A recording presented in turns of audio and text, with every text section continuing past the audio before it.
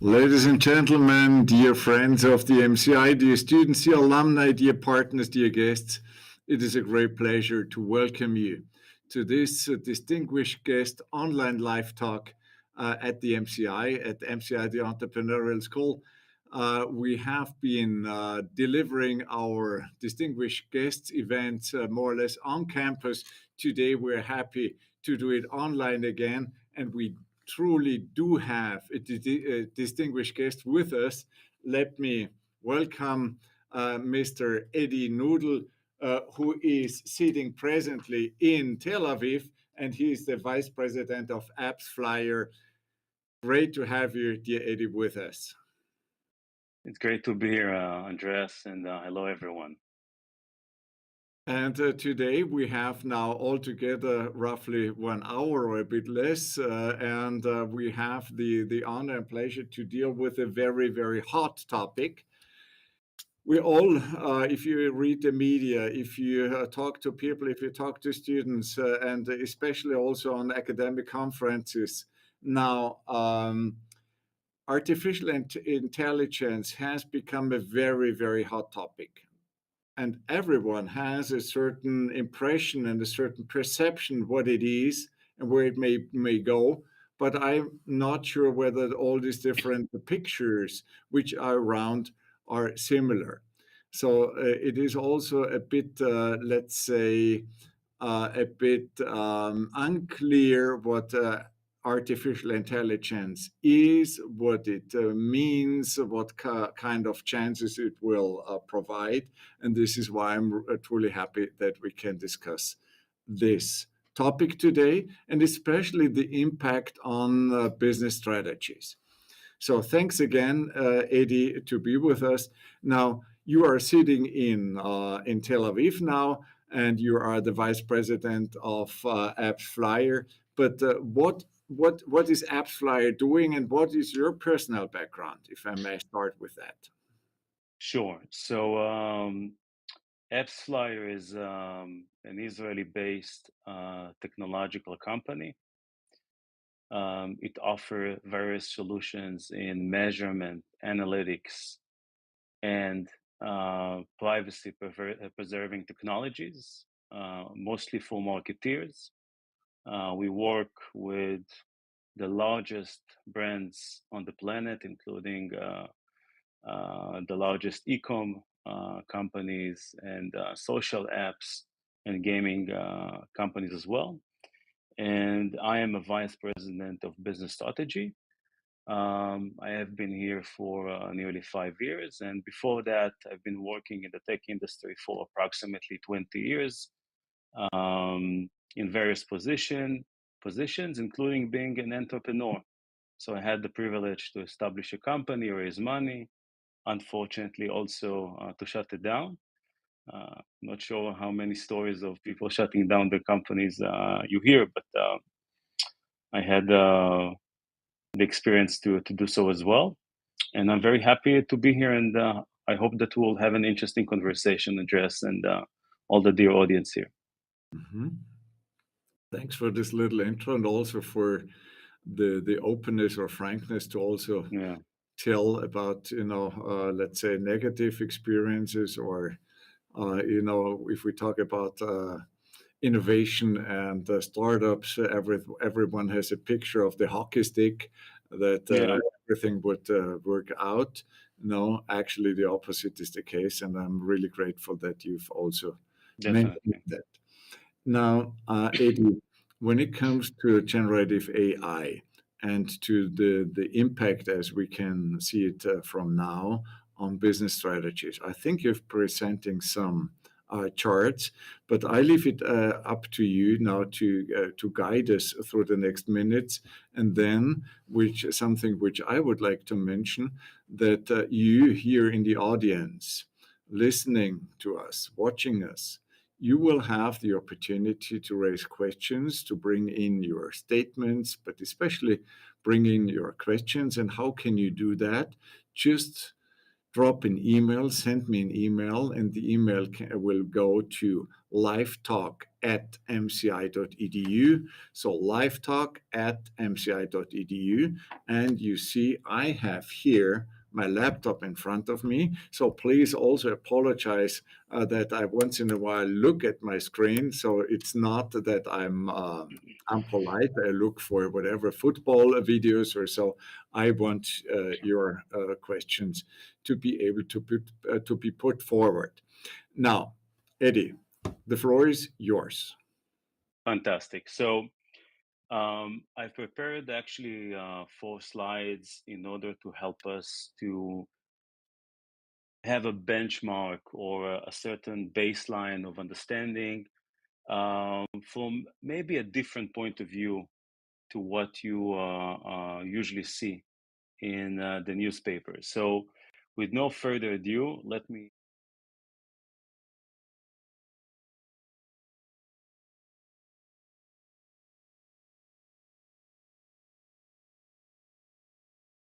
So I want to start maybe with sharing some thoughts around the dynamics in the market. And I think that one of the things that I've been asking myself as as a stakeholder that holds a strategic position in a big company, what exactly generative AI mean? This is an interesting question, and I think that for me, it's the ability to democratize technology. And basically means that the rules of engagement in the industry have changed. Everyone now has access to AI, not just the big companies. And it means to some point that even if I will work from a small coffee shop alone, I sometimes have the resources and the tools as if I was working in a big company with a huge team of analysts or professionals. And this is something that is very disruptive. So for me, generative AI, this revolution that everyone is talking about, is about the access to technology that now becomes or now transforms into the next level. The second thing that is very interesting to, in my opinion, to talk about is what is the impact on the employment arena. And of course, and I see it in AppsFlyer, we talk about it, I see it in other companies.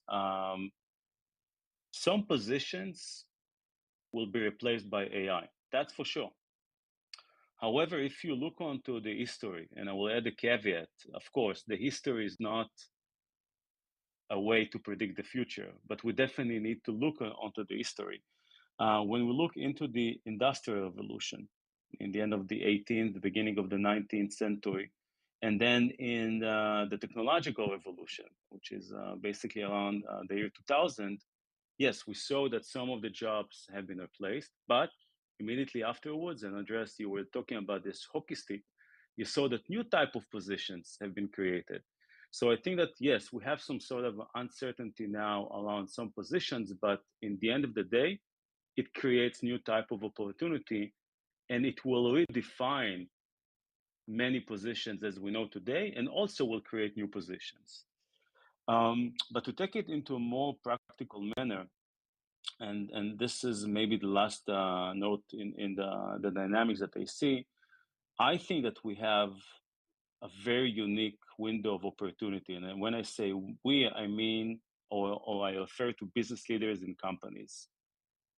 A year from now, or in the next 12 months, if companies, if people will not be able to leverage strategy in a way that it will use generative AI properly, it means that they will be left behind. So this is exactly the time for everyone in every single organization to start, utilize, and explore ideas around generative AI and how it can, in turn, affect productivity and competitive advantage. And I think that the best way to show it is this. Back in the day when ChatGPT has exploded, they said that AI will not replace humans, but humans with AI will be better than humans without AI. And I think that today the sentence is slightly different. To be or humans with AI is not enough, because if you will look at company A, B, and C on the left side before AI, if they will utilize AI the same way as they do it, as other companies are doing it, they will basically remain in the same position, but this time with AI. So the challenge here is how to gain relative competitive advantage that can take you better, faster, and more effectively using AI compared to other companies, because everyone will use it. So today, again, it's not enough just to use it. You need to be very, very smart in how you do it. For example, imagine a football league, okay? If one team can run now faster, it means that they have a competitive advantage. But what if all the teams now can run faster? It means that the relative advantage has disappeared. So I think that it's not enough to tap on our shoulders and say, okay, we use AI. We must do it in a way that will be much better and superior to competitors. And when I've been asked how to practically use it, or what type of areas we should be focusing in a business, I usually tend to split it between operations and strategy. To have an operational plan without a strategy, it's like, you know, going full power ahead but with no direction. And strategy without an operational plan means that you're just talking, you're not doing anything. I think that today, generative AI is relatively effective with operations. And within operation, there are two disciplines, the area around efficiency and effectiveness. Efficiency basically means that how I can do more with my resources, or how I can achieve my goals using less waste, less resources, and so on. For example, if I'm now a publisher and I want to publish more articles, I actually can let people go because I can use AI. So I can be more efficient with my headcount allocation. Effectiveness is something different, which I'm not entirely convinced that generative AI has landed properly. And I will want to give an example. CNET, which is a medium big size publisher in North America, has let go many of their editors, and they've used AI, generative AI, in order to create content, which is a very effective move. But apparently, some of this content has been copied by this AI bot from other websites. So now they are facing a lawsuit due to IP violation. So does this move is actually effective? The answer is no, because now they need to invest more money, more resources in order to avert that decision. So I'm not saying that generative AI is not good, but you must use it very, very well. Otherwise, you will just hit, or you will just have a green light or a positive impact in efficiency, but the effectiveness can basically turn things around completely. Now, when I talk about strategy, it's always interesting how different people define strategy in a different way. For me, I love the notion of a gentleman called Gary Hamel, who said that strategy is around making the future happen and not just reacting to it. So in this regard, it's interesting to understand how generative AI can help you with that. And this is maybe the last slide, Andres, of the intro. One of the biggest questions that I keep hearing is, can generative AI automate my way or your way to business strategy? Can I ask ChatGPT, hey, this is my business, how I can strategize my business? And from my experience, the answer is you cannot, not today. Why? Because strategy is a very complex topic, which usually deals with very complex elements. But there is a way to do it. And the way to do it is basically like every single big problem, you need to break down into smaller problems. And this is why I want to end up this intro with very simple 3 steps process of how each one of you, each one of us, should implement generative AI.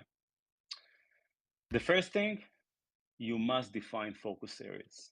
I mean, if you will go in the organization, and it doesn't matter what is the size of the organization, it could be 2 people, 500 employees, 1,500, or 10,000. If you will not define what you want to do with generative AI, you will end up, in most of the cases, wasting your time. So it's very important to do it. So if we're talking about business strategy or strategy, we must break it down into smaller pieces. For example, I want to do now competitive analysis, which definitely is something that we can do with AI. I want to do now a pricing benchmark. I want to inject data about user journey and to ask the generative AI how I can leverage it. I can use generative AI to optimize my value proposition, to be better than competition. And basically, there are many boxes that I can tick using generative AI, but I need to define them. The second step is testing and validation. And I think that the CNET example is a classical one. If you will not test what you're doing, you will probably end up going to the wrong direction with generative AI. You must validate it all the time. And I've heard a good metaphor that if you will not use AI properly, it's like trying to hit a nail in the wall with your bare hands. You can effectively do it at some point, right?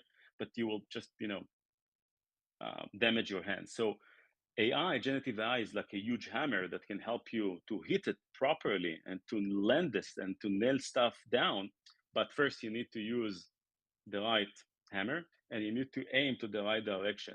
So for me, generative AI is beyond just a keyword. It's not a magical solution. You need to understand what you're doing. You need to define the focus area. You need to test it properly. And then you need to think how you can scale it. For example, let's say that I've managed to optimize something in my sales process. Let's say that I've managed to somehow, I'm a university rector and I want to increase the number of students that are applying to my university, and maybe I've done something that helps to do it. How I can scale it up to other channels, how I can scale it up in a way that it will be sustainable over time. This also requires an expertise because generative AI is not a one-time solution. It's something that we need to keep using over and over again. And in a final note to finish the intro, I think that generative AI requires an expertise that each one of us, strategic stakeholders or business leaders in organizations, must practice. Otherwise, we'll be left behind competition. So I hope it was 10 minutes, Andreas, maybe slightly more. That's wonderful. Yes, thank you very much. And it comes from almost an obsession around generative AI. But again, it's not enough to say I'm using it. It's not enough to go to ChatGPT and just type down stuff. It will not get you anywhere. You need to know what you're doing. Mm-hmm. Now, thank you so much. Thank you very, very much for a thoughtful presentation and giving us insight into your concepts and how you see that and your experience. Now, before getting closer to business strategies, something which I think many of our audience will have in mind is artificial intelligence, is generative AI, not by definition more or less based on the past, on data, on experiences, on whatever you can find from the past. So if you base your strategies or your decision making in general, if you base that on AI, wouldn't it automatically mean, more or less by definition, mean that you are reactive and not proactive? Do you just describe the past and put things together, or do you shape something? Do you innovate? How would you see that? It's a very, very interesting question. I actually want to split my answer into two. Let's say that I want to try to shape the future without AI. And part of shaping the future is trying to forecast my revenue in a certain territory or to forecast the growth, right? Today I'm doing X, tomorrow I want to do 2X. One of the things that I keep saying to the teams that I manage is forecast, or the future is a mixture of art and science. And I think that the science part is to understand what we have done so far, to understand patterns, to understand challenges and opportunities. And then the art part is to take it and to see how it can shape the future. So I think that generative AI will help you not to reshape the future. And this is where it gets back to the limitation that, in my opinion, generative AI has today. But it can help you to better analyze the past and the present using less resources, maybe coming to a better conclusions, to more accurate science. Okay. Because just I want to say something that will sound maybe like rocket science to people here, but when you do linear regression, to forecast something in the future, it's a very complex thing to do. Using AI and data science, you can use it in order to do it faster and better. But the art part, in my opinion, this is where humans kicks in. You need to put your understanding in the market. You need to have the right context. At the moment, what generative AI and AI in general lacks is context, or the right context. So I think that it's a mixture again of art and science, and generative AI can definitely help you with it. Thank you very much. Now, first question coming in from the audience, Ms. Verena Rettenbacher. She sits in Bolzano in Bozen, on the other side of the border in Italy. And she asks now, what are the 3 or 4 predominant or major applications, the major fields where you will see the biggest impact of AI in the next years? I would start with the easy ones. I think that everything around content creation is here. Okay, text, video, audio, and stuff. I think it's very clear. It will be easier. It will be more accessible. It will be cheaper over time. But it's here. The second part, I think it's around sales and marketing, which is something that all the big players are offering, whether you talk about marketing clouds from Adobe or SAP or Oracle. They use it, they leverage it now. You can argue about the quality, but it's improving over time. And I think that everything that we do from an outbound perspective will improve over time. The third domain is analytics and insights. Okay. There's one thing to get data and to generate data. There is another thing to get the right insights out of it. Okay. Many companies have a lot of data, but they don't know what to do with it. So I definitely think it's a domain that can be shape or can shape the future. And the last part, I hope it's around strategy. I mean, how we can contextualize the business better. ChatGPT has now released a new feature that helps you to contextualize what you want, but this is only an early stage. So I think that the ability to contextualize what you want to do in a way that AI will help you to get into better and more accurate results. It's also something that we'll see in the future. Now, Mr. Mario Kummer, he's an MCI student, as far as I can tell from his email address, and he has sent me a question. which jobs or which type of jobs will be the most threatened one to be gone, let's say, disappeared in the next 3 years?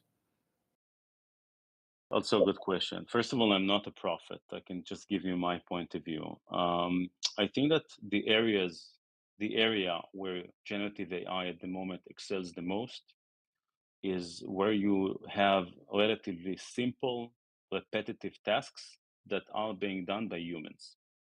Mm-hmm. And this thing will be gone probably sooner than we think. It could be anything around, I don't know, people analyzing Excel sheets. We don't need it anymore because we have AI to analyze it. From obviously content creation, this is something that we already see a lot of companies are letting people grow. But I think that the other side of the equation is, I think digital marketeers actually, this profession will be redefined in a good way. Mm-hmm. Because every company, every business needs to generate business, okay?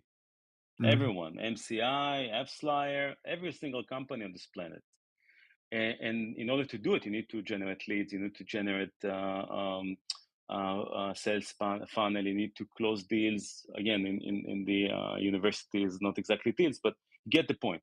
So I think that other professions now will have more access to technology, but you still need this human touch and humans to strategize their business. So again, simple tasks, simple repetitive tasks that are being done today by people probably will be gone.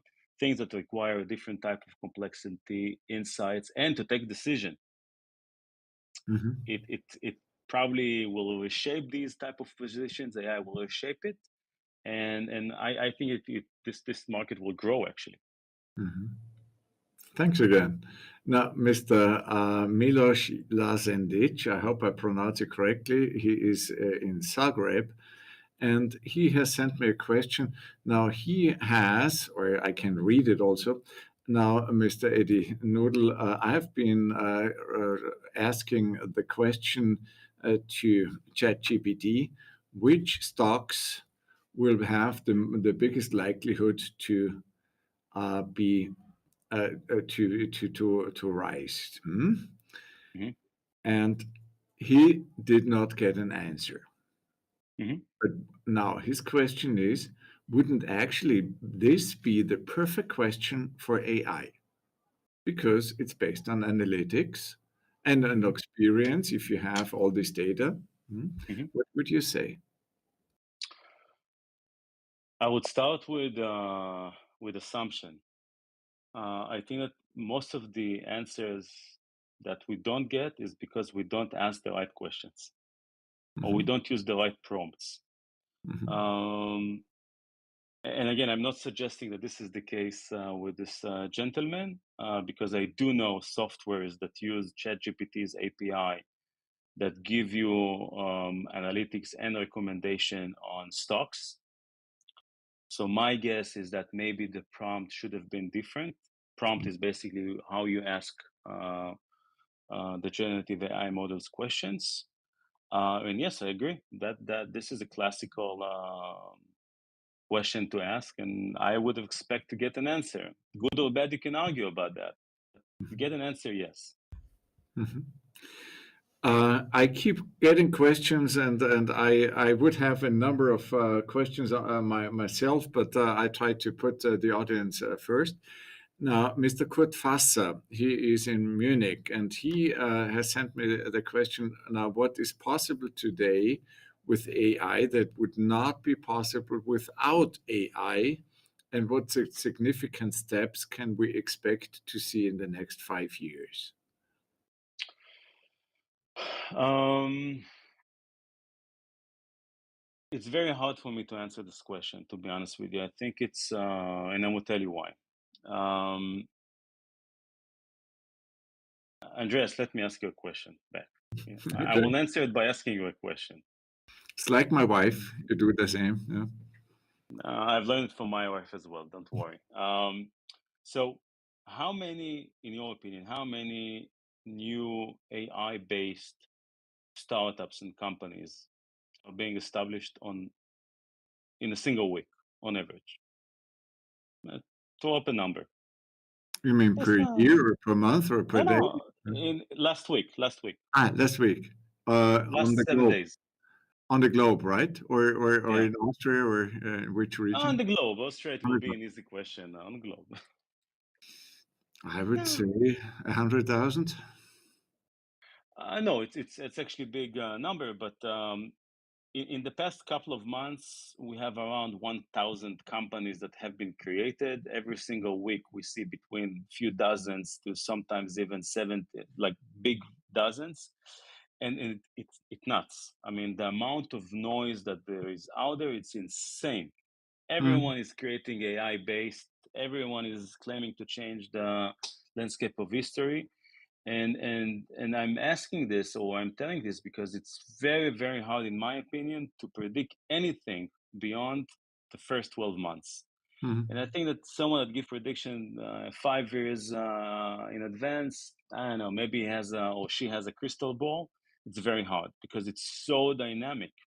I think that once the industry will slightly stabilize and we'll see the best practices infusing and diffusing inside organizations, and we will see how it is being applied in different areas in marketing, sales, customer success, product, then we will be able maybe to say, okay, now that we have a stable ground and we see the cadence of innovation, we think that in 2, 3, 4 years, this is what will happen. At the moment, I don't know, to be honest. mm. I think you said it's creating a big noise, and that's Yeah. exactly it. Lots of noise, but no, noise is not the same as music, right? No, noise is not music. No, Mm, definitely not. mm. Thanks again, Eddie. Now, Sabrina Schneider, she's a professor at the MCI, and Mhm. she has sent me the question, how do you think can companies create a sustainable, not just a temporary competitive advantage with generative AI? Wow. I actually ask this question every day myself. First of all, probably I will not give you, I won't have any magical solution, but I think that in order to create a sustainable advantage, you need to focus constantly around, or to do constantly two things. The first one is to create value every single day. Mhm, Companies that don't offer value will not be able to have any competitive advantage. And value could mean a lot of things. Value could be product, value could be education, value could be service, okay? Value could be peace of mind, okay? Insurance companies, what they sell is not insurances, they sell peace of mind. This is their value. You buy insurance in order to sleep well at night. This is why you buy insurance. And they keep projecting this value by intimidating you that something will happen. And the second thing is or to be able to show this value in a way that others will be able to quantify it better to competition. There is a term called TCO, total cost of ownership. And basically it means, okay, I am willing to pay for a given service, but I want to make sure that this service generate me a better value than other services. So I think that the second part that we need to do is to reflect the value that we create every day in a way that the other side will be able to quantify. Now, if I know how to quantify it, then what I'm paying you, Andreas, is actually an investment because I'm getting back something. It's not a cost. And when I do this thing and I'm being able to show you that this is an investment that brings a higher ROI compared to others, this is how we can create competitive advantage. And using generative AI usually can help you either with finding the right value, which changes all the time, and then reflecting the value in a way that will convince the other potential buyers to buy it, and mhm, then to differentiate this value and to quantify the differentiation from other companies.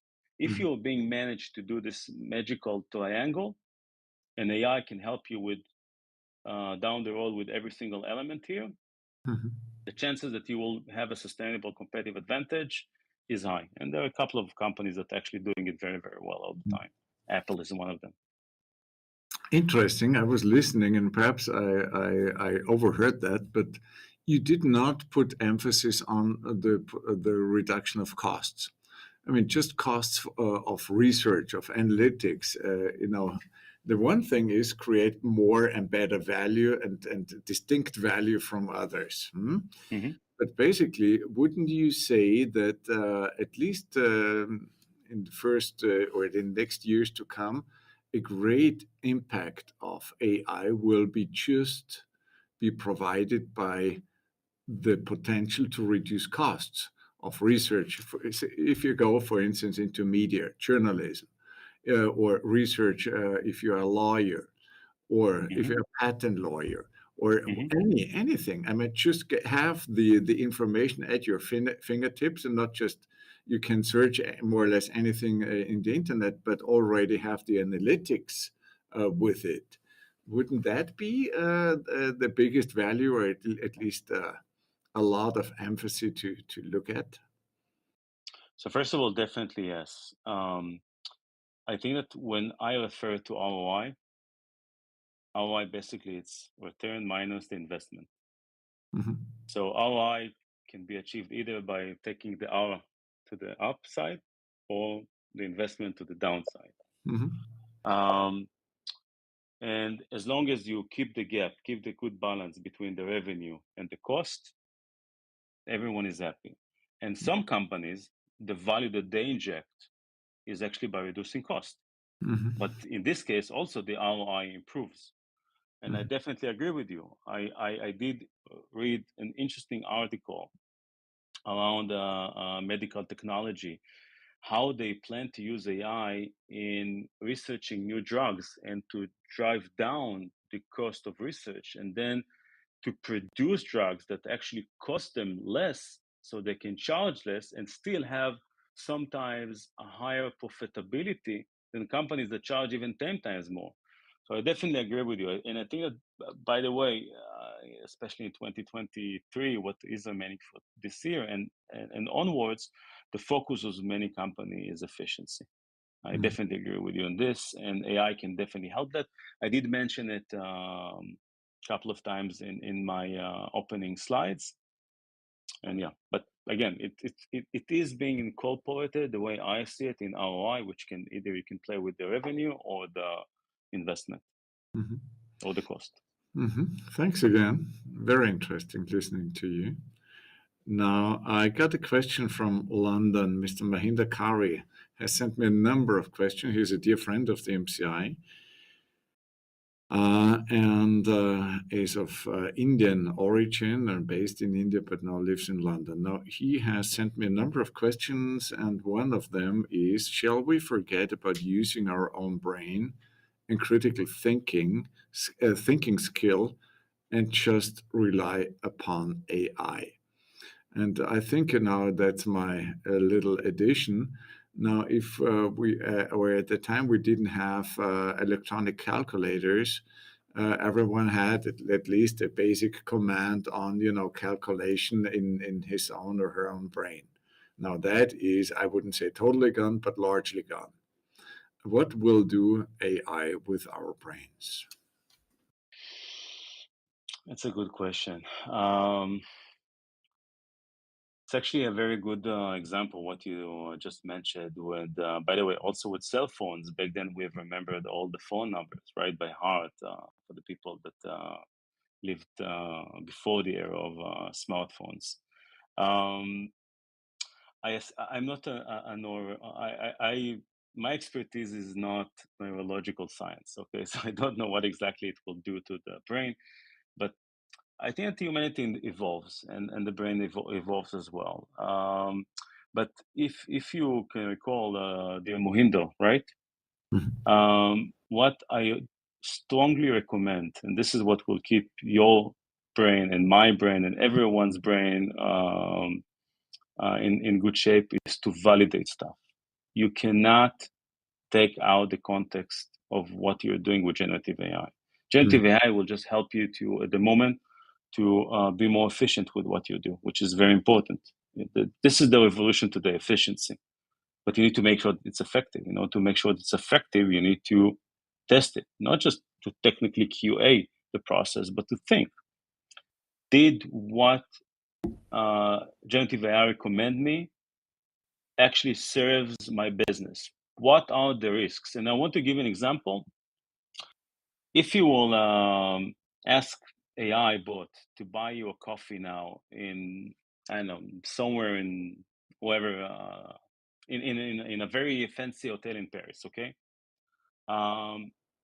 That AI bot will buy your coffee, even if the coffee will cost you $30. Why? Because you just ask him to buy a coffee. He goes to the nearest place.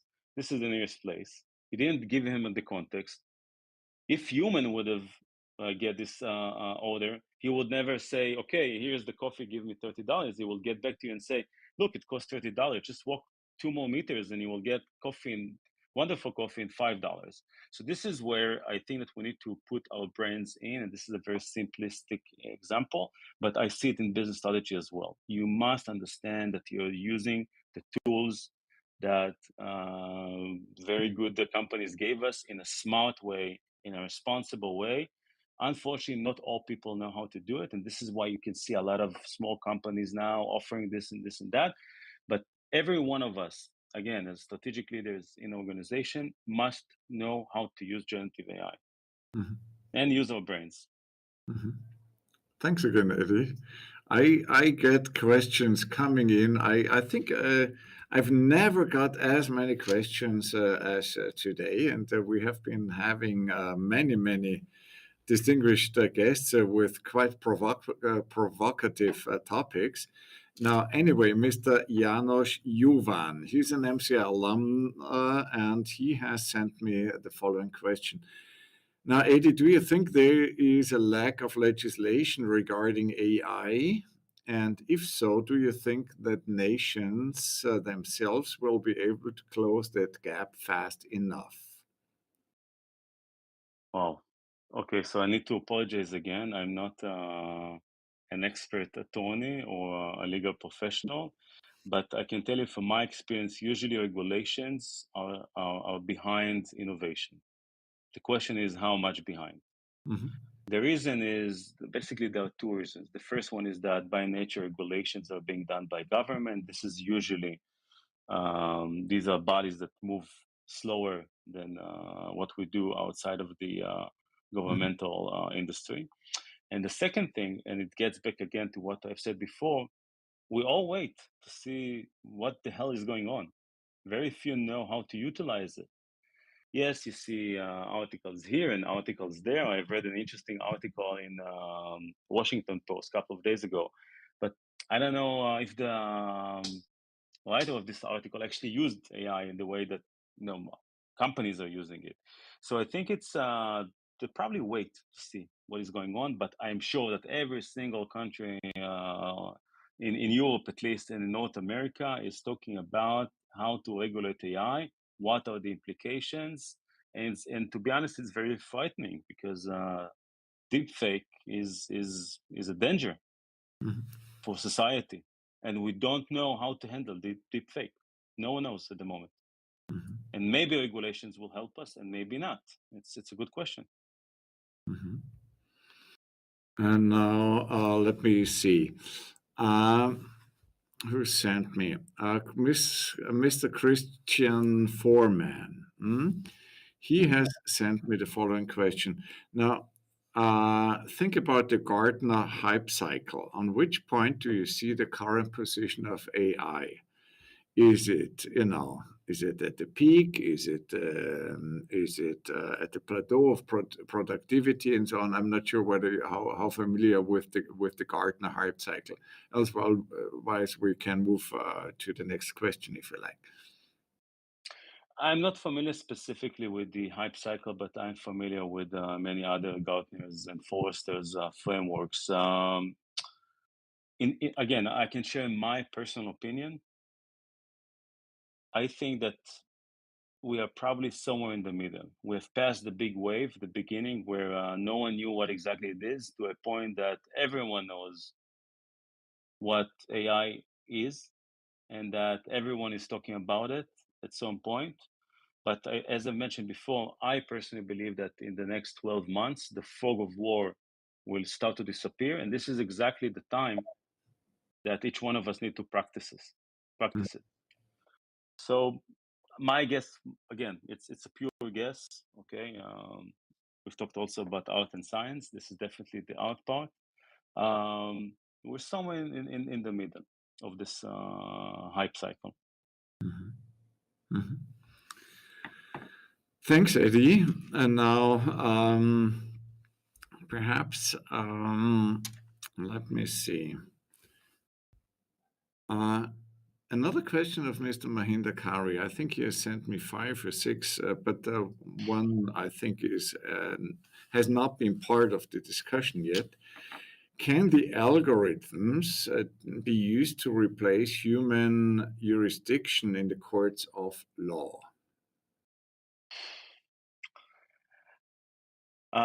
At the moment, definitely not, because they lack context and they don't, as far as I know, no machine can make a judgment call. Mm-hmm. But I think this is where regulations will kick in. I will not be surprised to see AI being used in these domains, but as a tool to take better decisions by human. I don't think that in the foreseen future that will change. And if it will, I don't know. I don't know, Mohindo, if you saw the movie called Minority Report by Tom Cruise. It's a frightening movie. Sometimes regulations is a good thing. Usually regulations is a good thing. It should protect us as citizens. And I assume that they will have to address it sooner than later. Perhaps I may come in with a question regarding the MCI. Now, the MCI receives roughly 4,000 applications for a study place per year. And we have presently 1,200 study places for an annual intake. Now, there's certain elements in the admission process. And one element, for instance, is now looking at the CVs and motivation letters and study goals and professional goals and so on. Mm-hmm. And another element, to leave the rest aside, is personal interviews. Mm-hmm. Now, let's stick with the first part. Now, wouldn't that be the perfect application, the perfect field of application for AI? Because if you have a commission or a jury or a person now to look at the second part, the personal interview, there's always, perhaps also the negative assumption that you perhaps may not be neutral. In the morning, you may be sleepy, and in the afternoon, you may be whatever, better in a better shape, or just the other way around. You perhaps may like more the female part and dislike more the male part, or just the other way around. So AI, by definition, is, I would say, neutral, or more neutral than a human being. Now, wouldn't that be a perfect application, a field of application for AI, such an admission process or elements of such an admission process? I would start with something that you didn't ask, but I will answer anyway. Before, let's split the process into two. We have the sales funnel in order for MCI to get candidates that are paying some sort of tuition fee in advance, or giving some sort of like a small fee in order to start the process. And this is the challenge that every single university on the planet has, other than maybe Ivy League universities. How to increase the number of applicants, and as a result, how to improve the funnel. AI definitely can help there, and there are wonderful tools that I'm familiar with that I can share with the audience afterwards that can help you to improve it. Now to the second part of the question. Yes, the downside of human interviewing someone is that this interview is subjected to that human. If that human didn't have a good night's sleep and he has baby at home, and the baby kept that person awake the whole night, probably not will be an ideal situation.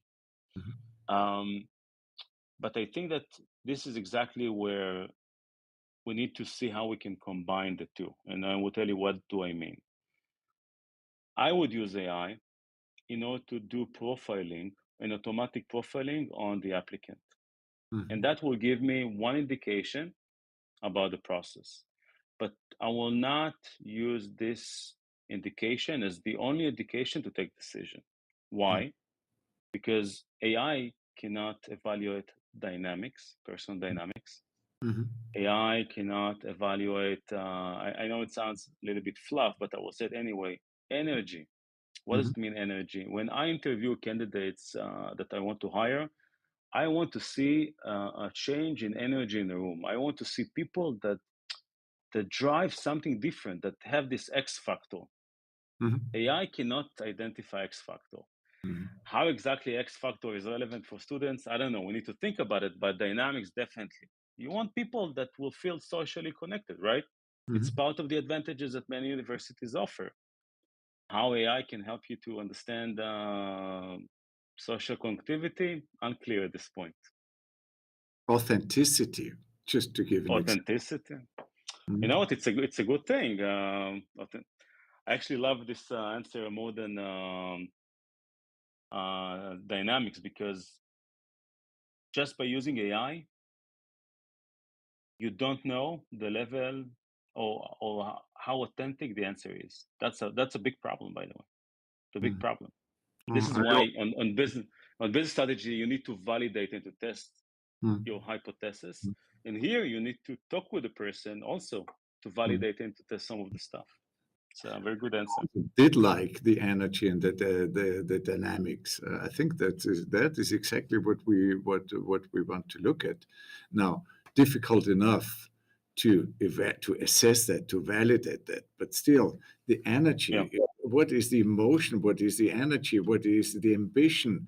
That not just looking backwards, what has been done in the earlier career or so. Okay, so I think that's very very important. But still, do you think AI will, let's say, in 3 years from now, in 5 years from now, be able to validate authenticity, energy, dynamics of such? And you also can do that in personal interviews when it comes to recruiting of decision makers in your team. I think that yes, at some point it will happen. You have lie detectors for I don't know how many years now, right? Yes, you need to create a baseline with the one that used the polygraph, but there are enough. Basically, every sense that we have as human being can be used. If you have a camera in the room, it can look at the person to see if the person sweats or not, if the person is like moving in a weird way. You can analyze the voice to see the tone, to see the intonation, whether the person is stressful or not. This kind of stuff is actually available now, not in mass production, not in the public, probably for only for certain organizations in the government. I will not be surprised to see it in the future. Now, Mr. Mohammed Safar, he is in Warsaw presently, asked me or sent me the question: in what tasks will humans always be and stay better than robots? I think in areas where it's not just based on data. You cannot compete. If it's a purely scientific or purely data science question, humans cannot compete with it. I cannot calculate better or faster than a calculator. Take the most stupid calculator, this is it, this is the end game. But what I will do with the output, how I will better utilize it, how I can adapt or how I can connect a task for a person. Okay, some people excel in stuff that other people do not, although they have the same profession, the same background, the same color of eyes, they look the same thing, but they act differently. So I think that in strategy, I don't see in the foreseen future replacement for people, and this is why I challenge every single position and job on this planet. You have, not you, Andreas, but you as a position have the responsibility to strategize your business. If you're being able to do it, it means that you have managed to utilize generative AI in a way that help you to do your job better. So no one would like now to let you go, because now you're using AI and you're doing better and faster and more effectively what you have done before. Mm-hmm. So that will be my answer. I think that every human that, again, excluding the very specific jobs, can leverage it in a very, very positive way. Mm-hmm.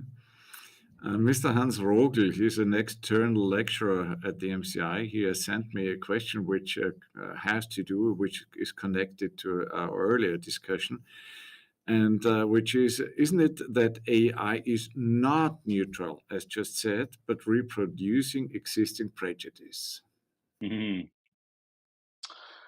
Actually, I've just read earlier today that New York Times is now filing lawsuits against many AI companies because they claim that it's not really AI. They just copy paste stuff and they reorganize it in a different way. I think it's a very interesting question that cracks some of the belief that people have now on AI. And it's a good thing that it cracks some of the belief, because it will help AI to be better and more responsible. And I think this is something that the companies that generate AI, OpenAI and Google and Microsoft, they have the responsibility not to copy others. They have the responsibility to generate it. At the moment, I clearly see, by the way, sometimes that it's a pure mimic or copy of something else. It's very clear.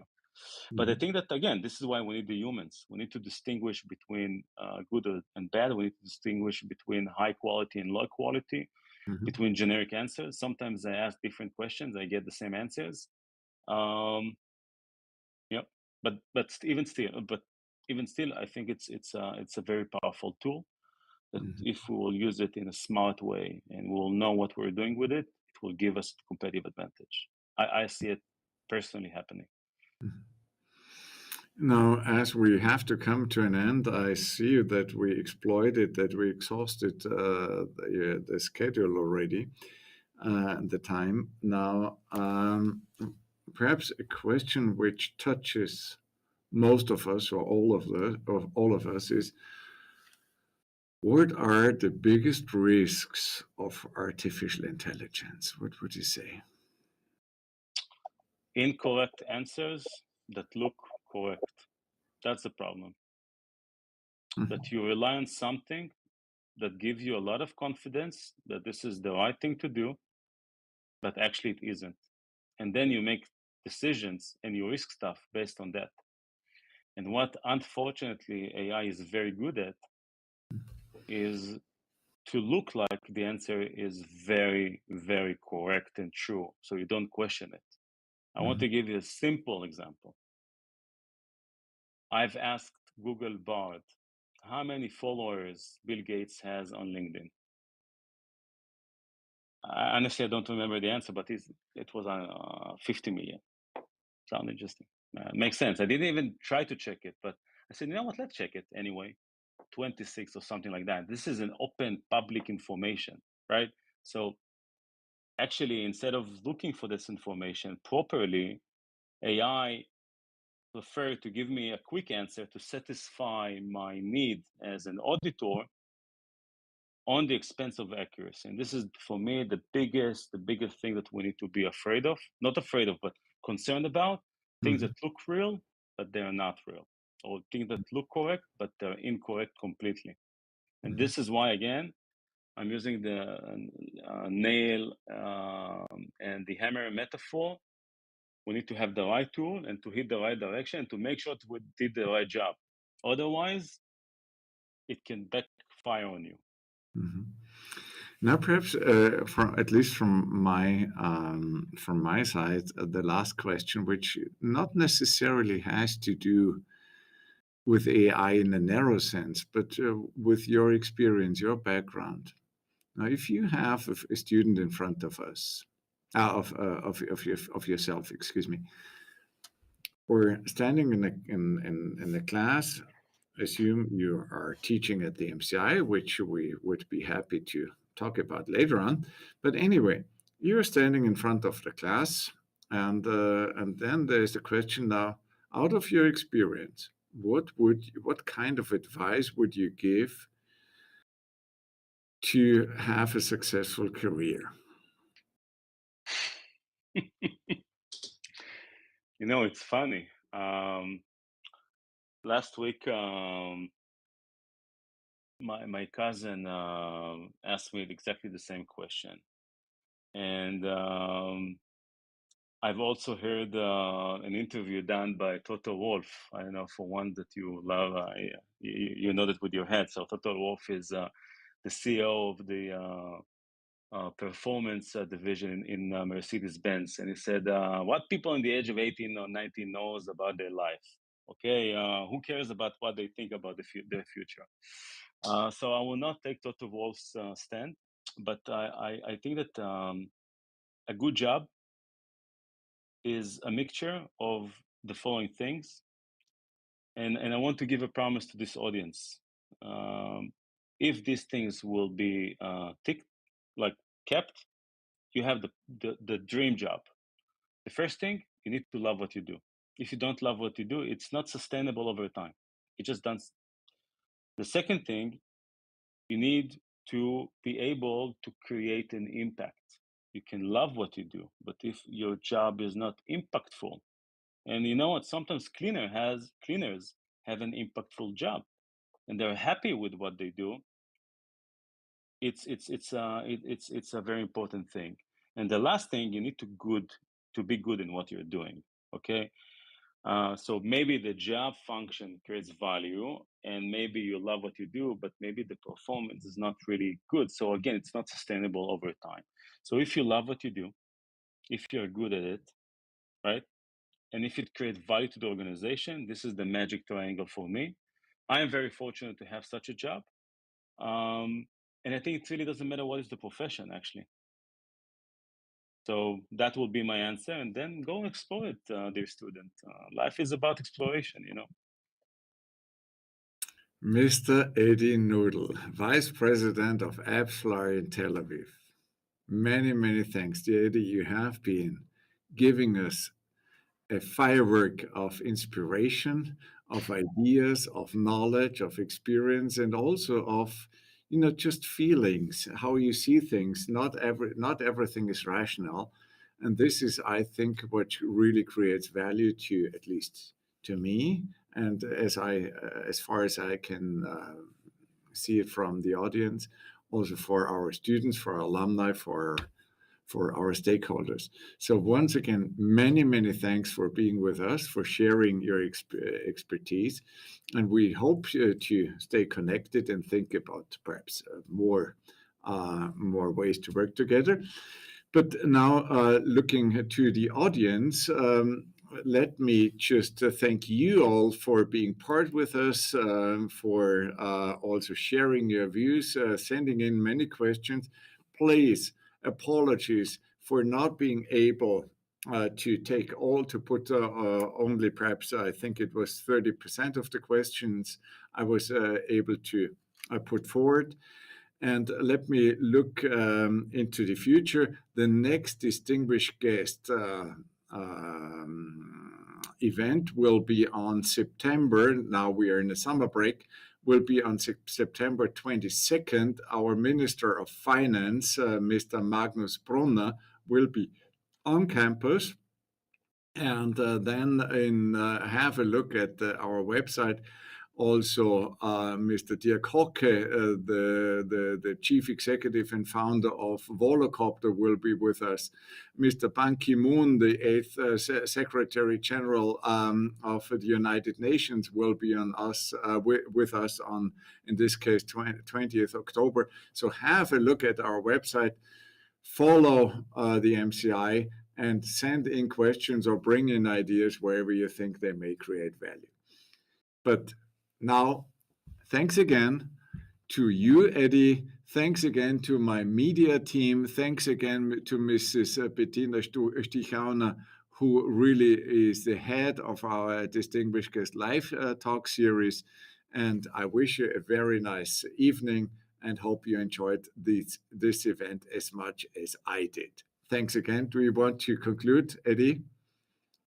Yeah, it's a short thing to say. First of all, thank you very much for the platform. I would love to be connected with each one of the people in the audience afterwards. And if you have any questions, just send me a LinkedIn message, and I will be happy to reply.